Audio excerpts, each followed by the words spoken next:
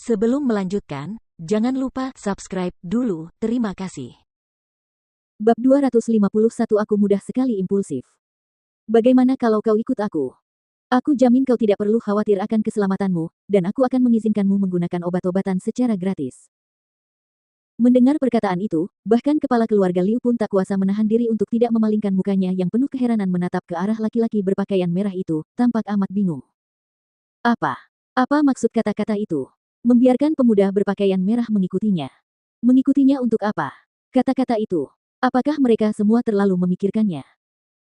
Akan tetapi, ketika semua orang melihat mata sang dokter hantu bertopeng menatap ke arah pemuda berbaju merah dengan nafsu yang nyata dan tak tersamar, mereka semua tidak dapat menahan keinginan untuk menepuk-nepuk muka mereka.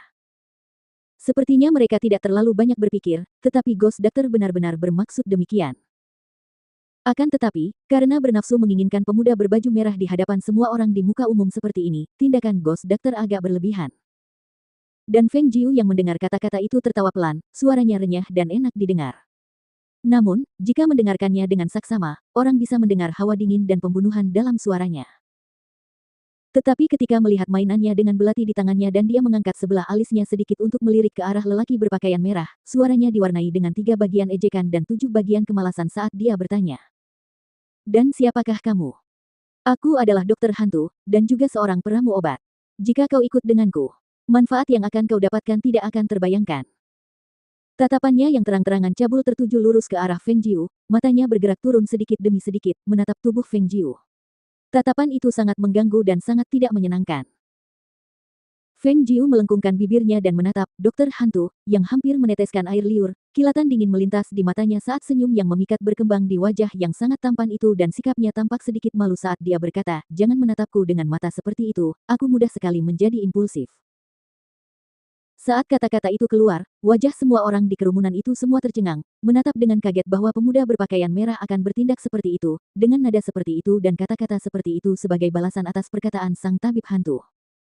Mungkinkah pemuda berpakaian merah itu memiliki arti yang sama? Sementara itu pada saat yang sama, di dalam halaman perumahan di dalam kota 6 jalan, bayangan satu sedang kebingungan ketika ia bergegas masuk sambil berteriak, "Tuanku! Tuanku! Masalah besar!" Grey Wolf menghentikannya dan bertanya dengan cemas, "Apa yang terjadi? Bukankah kamu pergi untuk menyelidiki lokasi Ghost Doctor? Mengapa kamu kembali begitu cepat?" "Benar. Itulah sebabnya aku bilang ada masalah besar." Sadowan mendorongnya sambil bertanya, "Apakah Lord ada di ruangan ini?" "Ya, dia belum keluar selama ini."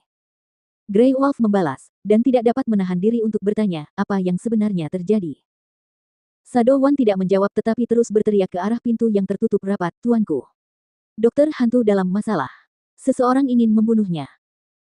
Hampir pada saat yang bersamaan ketika suaranya jatuh, pintu ditarik terbuka dan penguasa neraka berjubah hitam muncul di depan mata kedua lelaki itu, aura yang mendominasi terpancar dari seluruh tubuhnya. Namun melihat wajahnya yang gelap dan muram, tatapannya yang dingin dan menyerap saat jatuh pada sosok bayangan satu, dia bertanya, "Apa yang terjadi?" "Karena bawahanmu khawatir dengan tuanku, aku secara khusus pergi menyelidikinya dan aku sedang dalam perjalanan pulang ketika mendengar berita bahwa dokter hantu telah muncul di Fame Cloud Love bersama dengan tuan kota dari kota 6 jalan dan sesuatu tampaknya telah terjadi di Fame Cloud Love."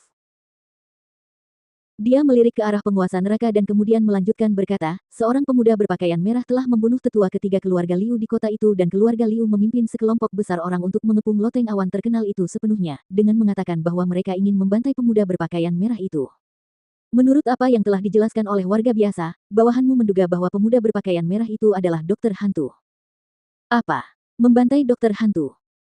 Serigala abu-abu berteriak kaget saat ia melihat bayangan di wajah sang penguasa berubah dan tepat pada saat berikutnya, sang penguasa telah melompat menjauh keluar dari tempat itu.